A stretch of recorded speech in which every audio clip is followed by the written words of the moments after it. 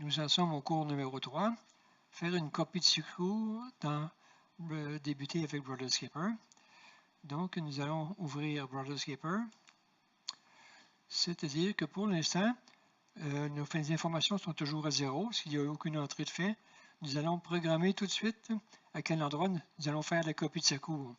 Parce que si vous vous souvenez, lors des paramètres, on lui a dit, du moment qu'on arrête le programme, il demande tout de suite à faire une copie de secours. Donc, c'est une des premières étapes à programmer avant même de rentrer des données. Donc, nous allons y aller dans le menu Fichier, faire une copie de secours. Ici, pour la copie de secours, nous allons faire changer de lecteur quand c'est la première fois. Voilà. Ma clé USB, j'utilise une clé USB. La clé USB est dans le lecteur F. OK, donc c'est l'endroit qui est marqué ici. Et je vais créer un nouveau fichier qui va s'appeler Backup. BK pour Brotherskipper. Et le nom de mon fichier qui est Claude.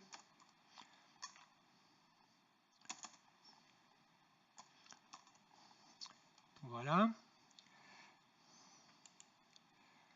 Il demande est-ce que je veux créer un dossier backup à partir de ma clé F, backup Brotherskipper Claude. Oui, c'est bien ce que je veux. Voilà. Ici, donc, il me dit qu'il va copier à la destination dans le lecteur F, dans le dossier Backup Brothers Claude. C'est exactement ce que je disais. Ici, mes endroits sont tous cochés. Normalement, vous, ça ne devrait pas être coché, ça devrait être comme ça. Lui, il veut finalement copier tous les fichiers texte. Moi, je vais avoir aussi des dossiers images. Pour l'instant, on ne les a pas, mais ce serait bien de les programmer tout de suite. Et les dossiers médias, on va voir ça plus tard, à quoi ils servent. Et ici, le dernier, c'est copier seulement les fichiers SEO, ceux qui ont changé, ceux qui sont différents.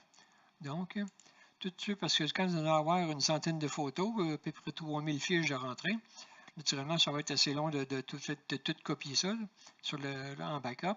À ce moment-là, il va faire seulement ceux qui ont changé, qui vont les sauvegarder. Fait qu'en ce moment, c'est prêt à faire la copie de secours. Voici, c'est le premier bouton ici. Nous allons faire la copie de secours. Voilà. C'est sûr que pour l'instant, ça a été extrêmement court. Il n'y a aucune entrée de données ici. Fait que, il se prépare seulement qu'à garder ses fichiers. Donc, nous disons OK. Et voilà, c'est fait pour la copie de secours. Maintenant, ce que je veux vérifier avec vous, c'est la prochaine fois que vous allez ouvrir, c'est-à-dire qu'il va vous demander de faire une copie de secours. C'est comme ça qu'il va vous arriver. Est-ce que vous vouliez faire une copie de secours? Là, vous dites oui ou non. Naturellement, on va dire oui.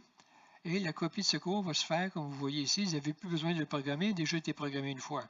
C'est pour ça que, comme je vous dis, c'est important, autant que possible, de toujours insérer votre clé USB qui sert seulement qu'à ça autant que possible, de la dédier à ça.